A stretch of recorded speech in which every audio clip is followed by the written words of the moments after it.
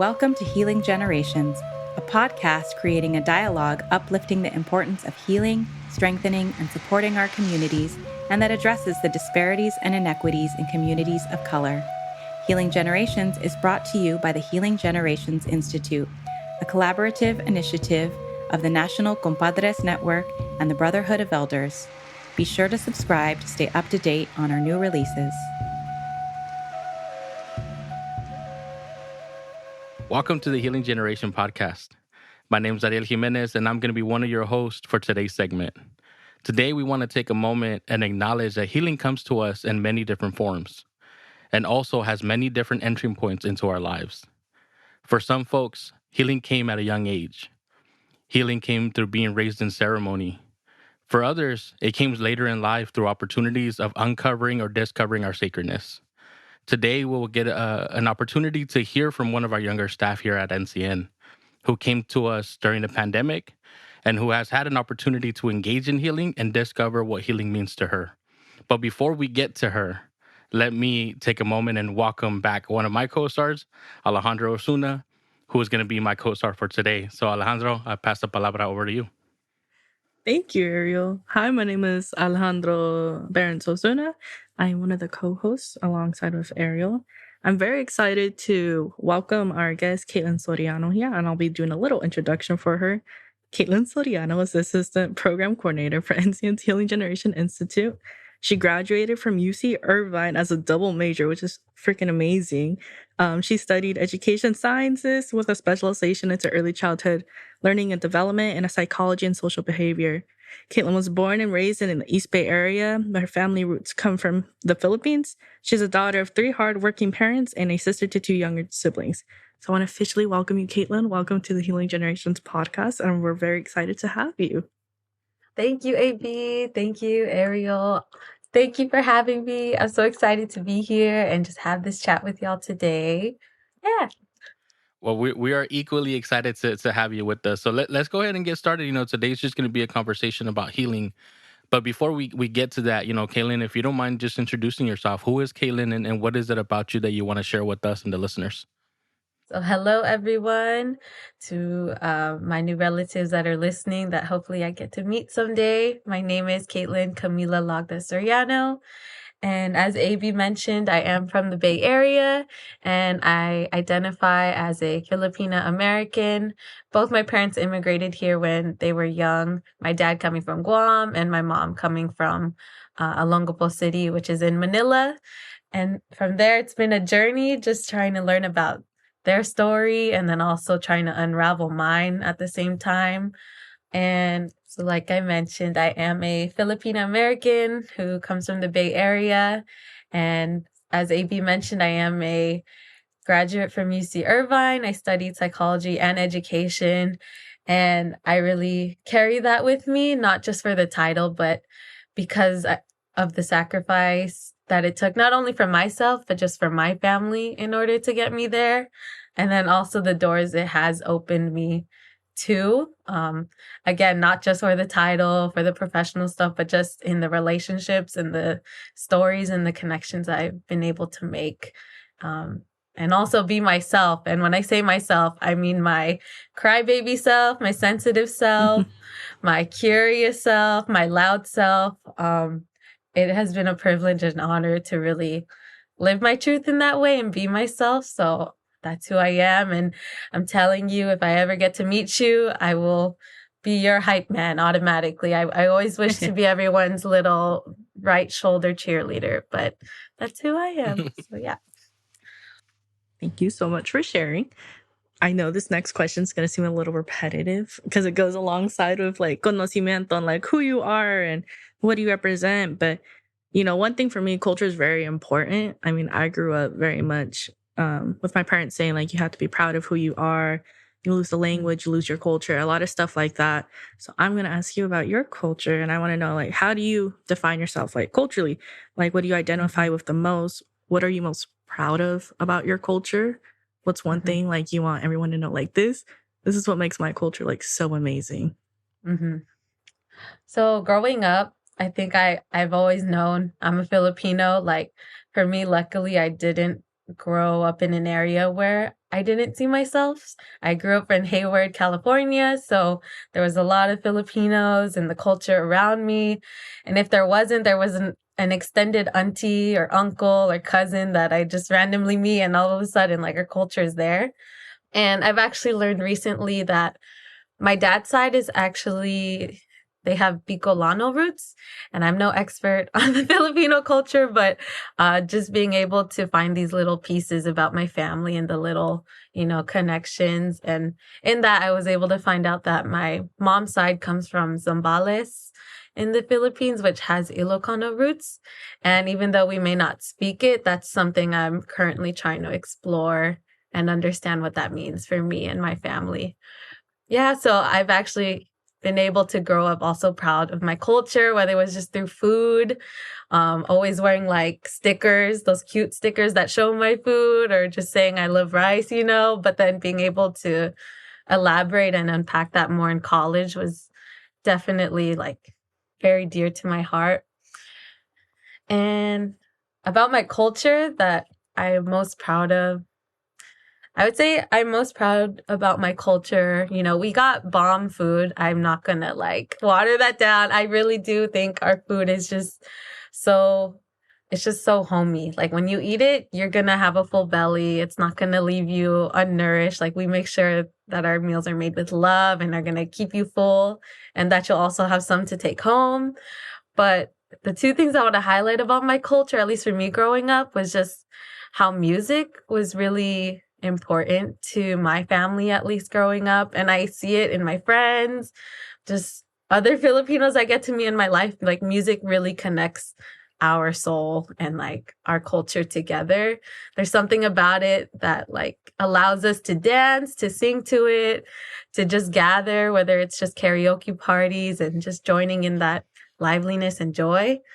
And then the second part is, again, I'm still learning my own history and roots as a Filipino American, but something that has been key is just seeing how ancestors and like leaders of the past, the present, have made it clear that we're here and our stories, they matter and they exist, even though they didn't make it to the front pages of a textbook. Like, our people know it, and that's what's important. And, in sharing that with our other relatives from other communities, it's just so cool to me. Like, I think we really do just welcome any relative as well. So, and I think that's where I love meeting and connecting with people. I think that's where it comes from. So. Well, thank you for sharing that, because I think a lot of what you shared really speaks to a lot of different cultures. Mm-hmm. Where we're interconnected in that way. Whether you're Filipino, whether you're coming from your African roots, your indigenous roots, Mexicano, Latino, however it is that you identify, I think that's our love language right there. Our food, our music, our dancing, and definitely lifting up our elders and our ancestors, because we definitely know what sacrifice it took for us to be here today. So I just want to highlight for everything that you mentioned. I think we're part of the same family. Just even though you might For be real. Filipina and I'm Mexicano, I think we're part of the same family. We definitely But are. I agree. going into a little bit of the overlapping of our cultures and even our work, Mm-hmm. how was it that you got connected to NCN? How was that entry point for you? Because I know, we received you through the pandemic. You had just graduated from college. You Mm-hmm. kind of didn't know what to expect in terms of the world and the profession and everything like that. How was your entry to NCN? And can you talk a little bit about that? Mm-hmm. Fortunately for me, I was able to still graduate in person. I graduated in 2019, and then it was just the year after that. We all turned to virtual.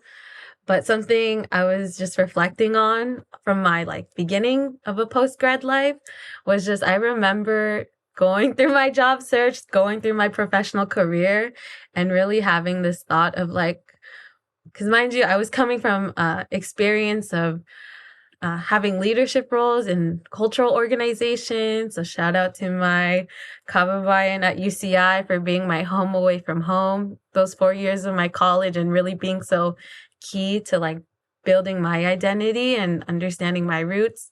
And also other programs that really centered identity and just being in tune and being vulnerable, with yourself and others. So then when I went into postgrad and like was so excited to bring this into play to spaces, like it was definitely a shock to see that not many folks really cared about that. Like I remember being like, when are they gonna ask me like, who am I? Or what am I coming in with, instead of just giving me, task and all these things to do. I was looking for that connection, that authentic connection. So then when I got to connect and be part of the NCN family, that it definitely changed my life. And I say that all the time, and I really do mean it, because I'm going to start crying. But even in my interview, I cried. And I just remember, again, mind you, I'm a crybaby. I cry. And like being able to cry in front of the executive director and like the founding director, and them saying that it was okay for me to do that they welcome that. Like, I feel like I was looking for that for a long time. And I just felt so seen. And especially during the pandemic, like that was just an amazing intro into what family I was going to be coming into. So, yeah. And then coming into NTN, I definitely was just trying to figure out, what this all meant. What does La Cultura Cura mean? What does In Lakesh? What does a healing journey mean? It's definitely very scary at first, but one of the sayings that one of the maestros has said to me in the beginning, like, it's coming back to me now that I'm like a year into this new family. And Maestro Deb told me, this healing journey, it's going to be one of the most scary, maybe the most hardest journeys you're going to take yourself on. It may be lonely at times, but it's going to be so worth it, and like the most worthwhile journey you're going to go on. And I didn't agree with her back then. I was like, what is she talking about? It's so scary. But now, like, just in the year, I've been able to learn from, the elders, the aunties and uncles at NCN, and just our other relations. Like, it really has been so impactful. And yeah. Thank you for that. I remember when my dad was like, yeah, we just hired a new person. Her name's Caitlin. And my best friend's name's Caitlin. So I was like, that's awesome. I love that for you guys. So I was super excited because, they are expanding on like their women aspect of NCN, which is something that, we're very progressive with, but you can never have too many women in the office. I mean, exactly. they're amazing. They're the ones that are changing the world right now. So I was super excited to hear that they're expanding on the women in the office. And I first off want to apologize that you have to work with not one, but two Ozunas. So I'm very sorry about that. And you also have to work with Ariel. So I apologize severely. Well, just to let you know, Alejandro, there is now two Jimenezes in the office as well. So Kaylin has to work with two Jimenezes and two Osunas. But Citlali's amazing, so she's okay. I get the best of both worlds. She makes up for all us three. There's the balance. But yeah, I mean, you kind of started talking about it already, how your healing journey started with NCN and where that's kind of going for you. And it kind of plays into my next question, which is, how has your work overlapped with like your personal life? Has your work really impacted your personal life? Has your personal life impacted your work? Are you able to make those connections with people when it comes to like Círculo or trainings, when you hear them basically telling you their whole life story and crying to you and stuff like that? So how has your life and your work impacted each other? I would say, and this is something I just truly value about working with NCN and just being in this environment, is you really can come to work as your authentic self. And I think I learned that by joining Circle and just being part of those check-ins and those conocimientos. Like, it was inevitable. You couldn't try to hide yourself or hide any part of you, because the environment was just so welcoming that it just wanted to come out. So for me, especially, most of my interactions during the pandemic were only virtual. So the NCN family was my main interaction throughout this pandemic. So we really got to know one another very closely, very deeply.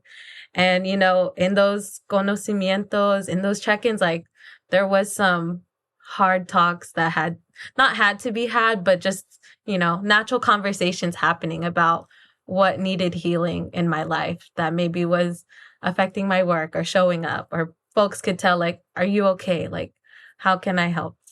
But my personal life and work, it has been connected because just by the conversations I've been able to have, whether it was with coworkers, managers, folks from the trainings, it really just, I felt my brain shifting and like all the tears coming out, that like, it just makes me think about my family and like, how can I love on them better? How can I show up for myself better and then for them, so that they receive my full self and that I'm also to accept their full selves. So, yeah. Thank you for that. I think one of the parts that we've been taught for many years, especially the people that were able to go into college, that you check yourself at the door, right? So when you come into your professional atmosphere, you don't bring in whatever gifts or baggages you have going on in your real world. And then Mm-hmm. the moment that you clock out, hopefully you have a work atmosphere that you don't take your work home with you. And I Mm-hmm. think we were taught that for many years, and it was ingrained that when we come into a workspace like NCN, when they say, no, we want all of you, the Mm-hmm. good, the bad, the pretty, the ugly. And if it's a part of you, we want it, we accept it, but let's also work on it. Yeah, I Mm-hmm. think it's definitely like a culture clash. And sometimes we Mm-hmm. don't know how to deal with it. Sometimes we don't know how to be in it. And it takes a little bit of while for us to unveil our authentic self. Like, this is me. This is what I'm Mm-hmm. struggling with. This is what I'm doing good right now. This is where I need a little break. This is where I need a little pause. And this is all of Mm-hmm. me. And I know for me, it took me a very long time for me to be able to feel my authentic self, but also for my two worlds to kind of interconnect, right? Mm-hmm. So talking a little bit about work, you're involved in so many of the different aspects of NCN. You supported the trainings, you've supported the maestros. You've Mm-hmm. been part of the, Healing Generation efforts. You've been part of the fellowship, a lot of different aspects of it. What is one of the those things that you want to highlight, that you really want to talk about, that resonates with you the most? I think what resonates the most for me out of all those lanes of work is just being able to sit and gather with people, whether it was virtually or in person. Growing up, I just remember, I feel like I was just always so in awe of any small thing, whether it was just like the sky, the songs that I'm playing, or like the food I'm eating. I just get very so in awe and captivated. So that in being able to see these like raw, authentic, vulnerable versions of people and like really seeing their true selves come out, like I just felt so honored to be able to witness that and their stories because, you know, people are beautiful and they don't get a lot of opportunities to show that. And for me, I think I wish I could do that. I wish I could just sit and listen to people talk all day and just like honor them, and have them feel heard and seen. So, in all these lanes of work, I've gotten to meet so many amazing people of different positions, different fields, different parts of the country, and it's just an honor to sit with them and just witness their beauty and their excellence, and their authentic self. So, it's the people. It's connecting with the people that just warms my heart and fuels me. So, yeah. Awesome. I have to fully agree with you. I mean, I grew up going to this stuff with my dad, just sitting and hearing Theo Jerry talk or Ariel Mhm. talk, or just sitting in Círculo with like these random people that I knew I was never going to see again in my life. And just like hearing everyone being able to be so vulnerable, I thought that's how people were growing up because I was surrounded by it Mhm. all the time. And then, you grow up and you meet people and you're like, oh, people are definitely not all like that. So it was Mhm. definitely, I would say NCM was probably my little bubble I had growing up. And then I got introduced to, the real world for a bit. And then NCN taught me how to kind of navigate the real world and how to still see the beauty in people, even if they're Mhm. a lot sometimes. Mhm. So yeah, I mean, I fully agree with you. The people, their words, it's captivating. Mhm. And I mean, you learn a lot of lessons. Can I add to your point? Maybe, Yeah, yeah, go I was ahead. gonna say I Go ahead. totally agree with you. Actually, it just popped in my head that because you mentioned, right, you were able to grow up in this bubble, and that is so awesome. Like, wow, you are gonna be one of our love warriors, man. You're gonna sprinkle love and peace and compassion. I'm so excited for the next generation that you're gonna be part of. And it just made me realize, yeah, for me growing up, it was actually the opposite.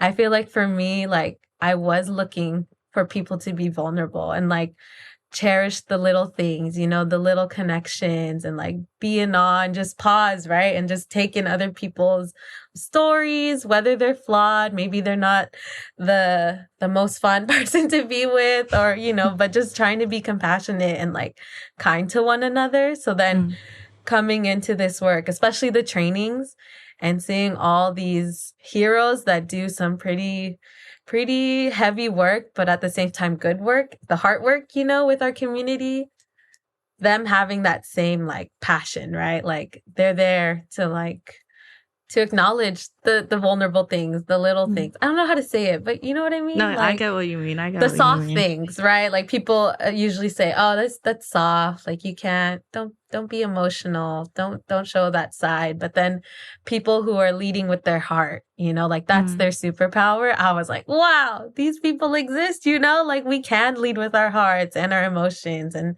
in a good and healthy way. So, yeah. I fully agree with you. I mean, as I transition, I really struggled with the idea of like me being so sensitive. And even though I grew up with a lot of sensitive men in my life, it still stood out to me like, I can't be this way now that I'm being who I truly am as a guy. And, you know, it just took seeing my dad crying, my brother crying at Disney movies for me to like really understand, like, you know, it's okay to be sensitive and vulnerable like that, as much part of being a man as doing hard labor work, you know, all the stereotypical stuff. So yeah, I fully agree with you that they really teach that kind of stuff. Yeah, and you know, if I could just jump in, because I think that's important. I think a lot of the times we value vulnerability in other people, but we ourselves might not know how to sit in it, right? Because I could tell you that in open spaces, when I've seen a Mario or a Miguel or Maestro Jerry, Maestro Hector, you know, let out those tears, I admire it. But for the first couple of years, I struggled I would still fight those tears back. I would still choke up on myself and wipe my tear privately, right? So sometimes even though you admire it, you don't know how to be in it until you yourself start letting go a little bit.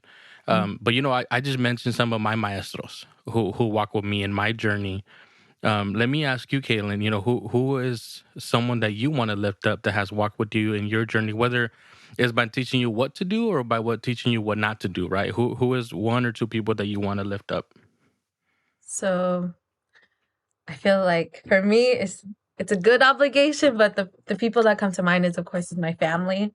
I just think that physically I would not be here without them, and to experience this life truly is a gift. So my mom, Joy, the woman who gave birth to me, my dad, Michael, my other dad, Lanny, and my two siblings, Mikaela and Derek, you know, family love is a unique type of love, but nothing can replace that, I feel like, for me. So we may have an interesting relationship, but it's a unique, irreplaceable relationship. And I appreciate them for giving me their love and walking with me in my 24 years of life, you know? So, and another person that comes to mind is just, I think of these people as like my mirrors. I feel like, especially during this pandemic, they have really been so supportive in my ups and downs, or just trying to help reflect to me, you know, like who I truly am, and, you know, to give me hope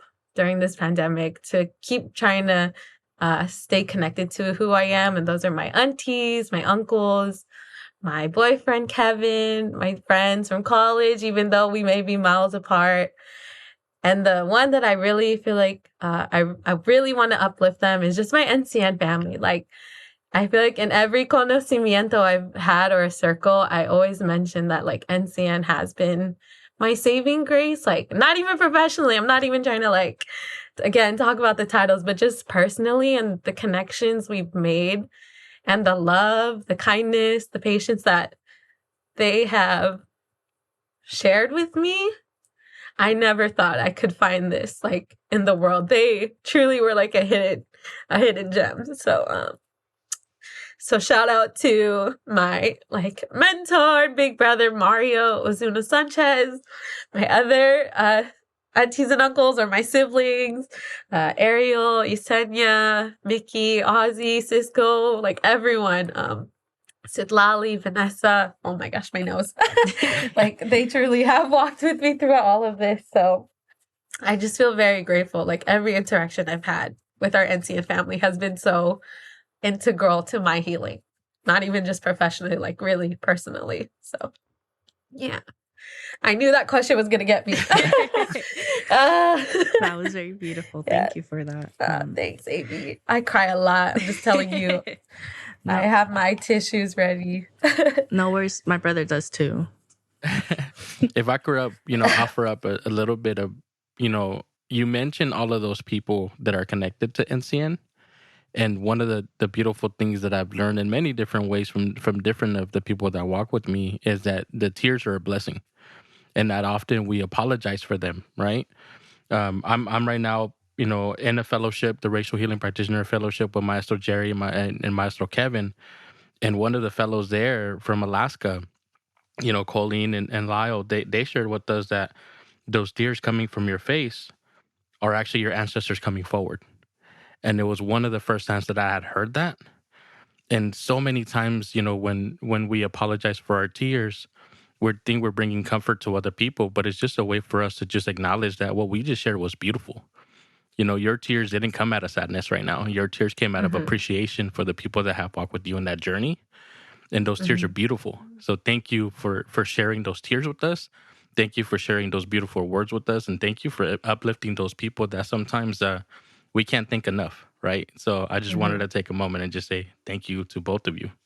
Thank you. Like, that was beautiful. It's really true. Like, honestly, I'm at a loss for words. But sorry, what I was going to say was thanking the roots in my life. And the way I think of it, the roots are the grandparents of my life. So just acknowledging how my Grandma Nita, Grandma Buddy, Grandma Angie, Grandpa Cesar, like, they started their journeys in order for me to have the life I have today. And a grandparents love, that one, oh, my favorite. They will come in with all the love. So I just want to also lift them up for walking with me, like, probably even before I was born.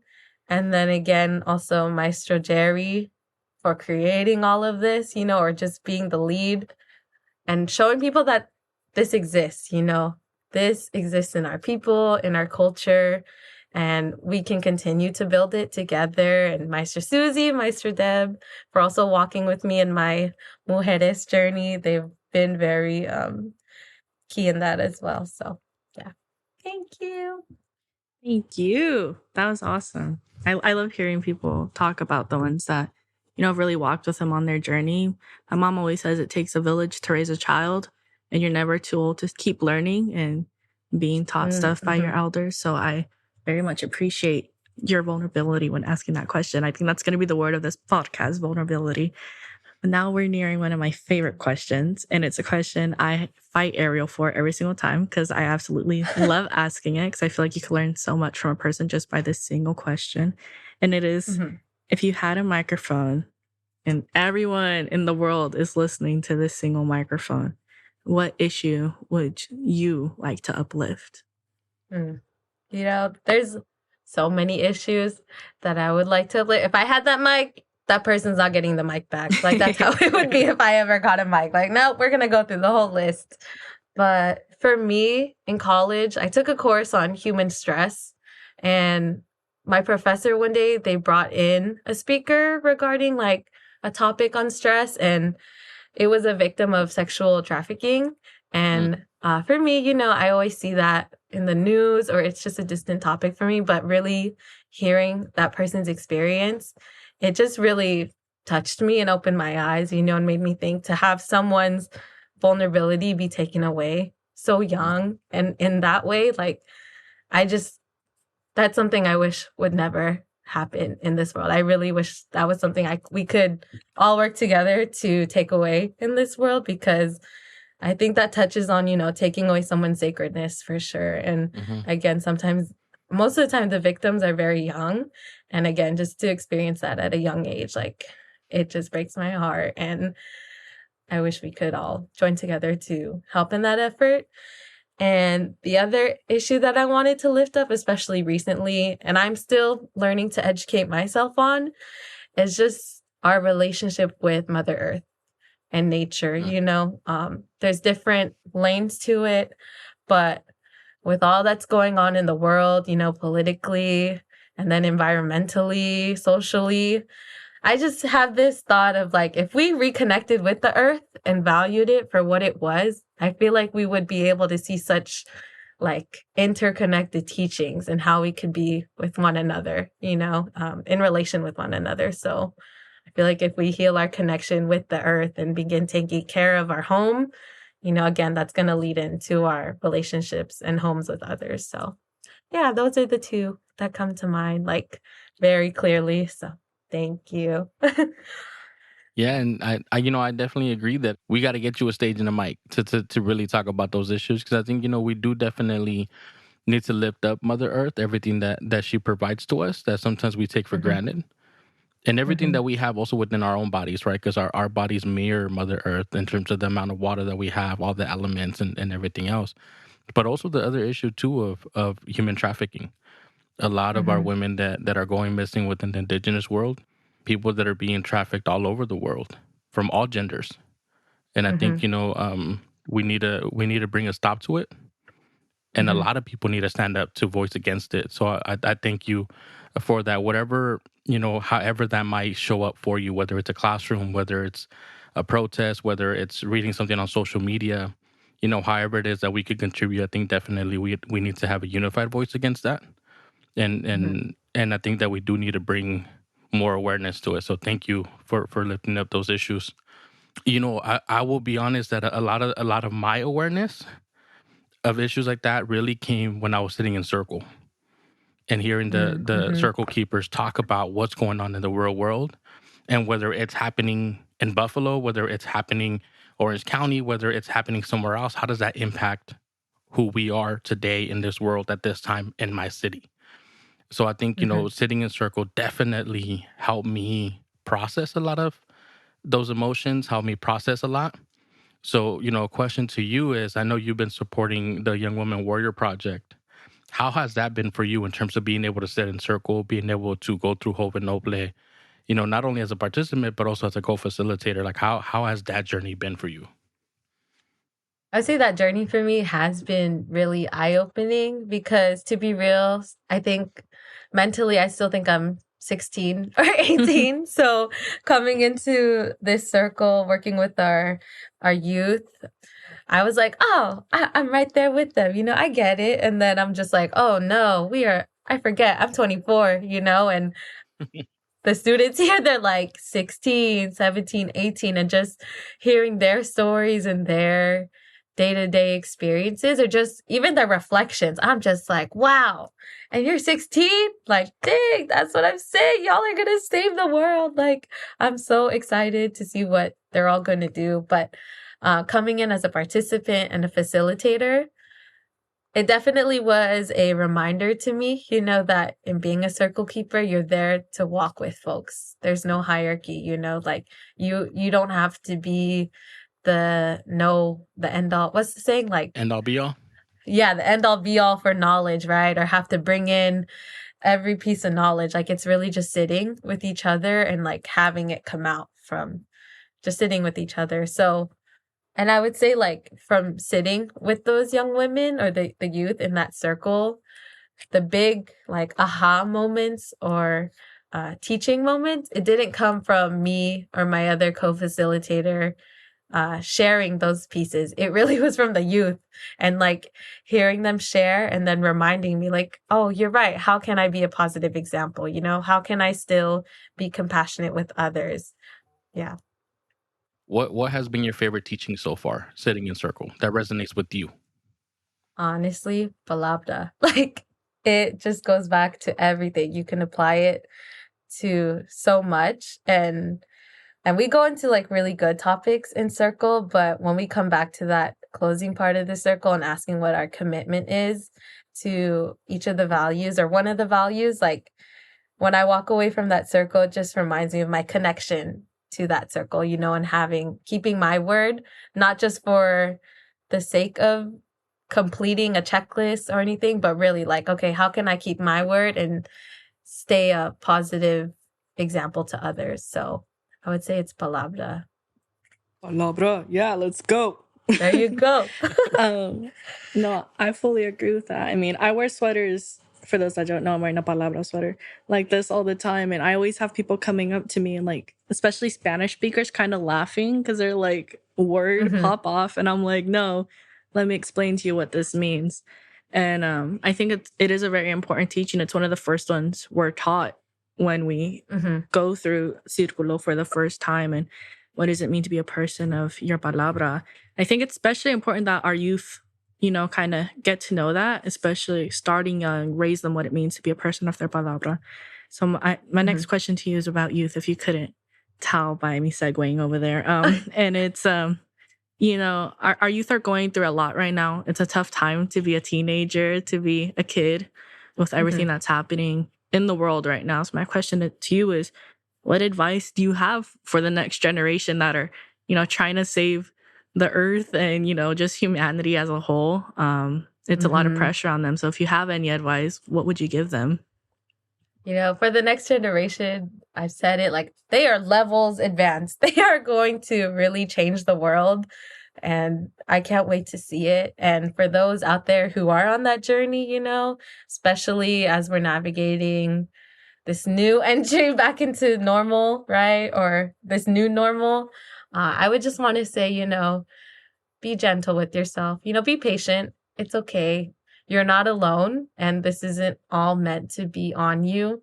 There's really healing and power in community. So once you're able to not only take care of yourself, like, your community's gonna feel that, and then together, like, that's where, like, it's gonna all come together, right? And also just, like, take things day by day. Like, yes, do all this work to take care of yourself, to learn, to support as much as you can, but you got to take care of yourself, because you can't take care of your community if there's no you. Like, you are integral to this fight, to this journey of liberations and healing. So that's what I would say. Thank you. That's powerful because a lot of us didn't get taught to rest. A lot of us got taught to Mm-hmm. work hard, to work overtime, to Mm-hmm. give all that we have to give and then give some more. And we weren't Mm-hmm. we weren't taught to rest. I was on a webinar last night and Maestro Jerry shared self-care and self-healing is honoring your ancestor sacrifice. And that resonated with Mm-hmm. me because we haven't been taught to do that. So Mm-hmm. I hope that the next generation is listening. I hope that they Mm-hmm. took in your words, your wisdom, and your teachings, because those were powerful words. So thank you for offering that. As we're coming to a close to our conversation, I want to offer up both, to Caitlin and to Alejandro. Is there any closing remarks? Any last words that you want to offer up to our listeners, to that next generation, to anybody who might be connecting with us? Any closing remarks? So I'll go to Caitlin, you first, and then Alejandro. I would say, for those of you who are tuning in for the first time or maybe for the 20th time, just a reminder that, as Mario Ozuna Sanchez has reminded me, to remember that every day is a new opportunity to continue healing.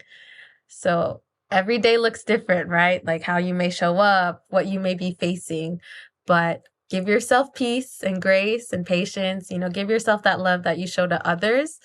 It's going to be okay. Just do your best and show up for how you may need to that day. And again, especially to those who may want to, take on this healing journey or start to begin their healing journey, just know it may seem like this daunting, scary, out of world thing, but it's not. It's a natural thing that our people have been part of and done throughout history, through their lives, right?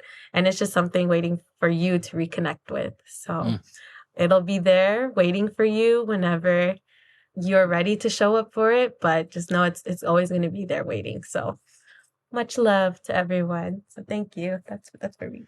Thank you, Caitlin. Definitely, those words definitely resonate with me.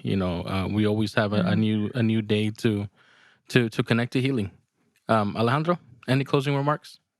I just want to say thank you to Caitlin, first of all, for joining us today. This is an awesome podcast to do. To our listeners, I want to thank you for tuning in. To our senior graduates, I just want to say congratulations. Y'all are going to be walking that stage very soon. So be proud of yourself for that. And yeah, I mean, just along lines of what we've been saying throughout the podcast, take care of yourself, go drink some water, eat a meal, even if it's your first one of the day. And yeah, thank you to my co-host, Ariel, for being amazing as always. And I'll pass it on to him. Thank you. Thank you to you both. Caitlin, I just want to, from the bottom of my heart, say thank you for sharing of your tears, for sharing of your stories, being vulnerable, even within this conversation. You definitely made me cry. And I'm not ashamed to say it. But definitely thank you for that reminder that every single day we get an opportunity to heal a little bit more. Thank you for the reminder for us to be gentle with ourselves. And thank you for the reminder of honoring all the people that are connected to us, our grandparents, our parents, all the different roots that we carry, all of the different ways that we connect to healing. And it's a reminder for all our listeners that healing is going to come in many different ways for you. It's going to come in forms of addressing some of the serious wounds that we might have, that we might carry. It might come in terms of laughter and joy and dance and music and food. And whatever way healing shows up to you, that we hope that you're able to receive it in a way that's healthy for you. So with that, we look forward for future conversations. We look forward to hearing from our youth voice because they carry a lot of the wisdom and knowledge that needs to be shared. And we hope that our listeners continue to connect. So with that, we're tuning in from the Healing Generation podcast. Please follow us on Instagram, Twitter, Facebook, and definitely on our podcast. So thank you. And until we see each other again, tu palabra. For more information about Healing Generations and the Healing Generations Institute, visit nationalcompadresnetwork.org and be sure to subscribe to stay up to date with our new releases.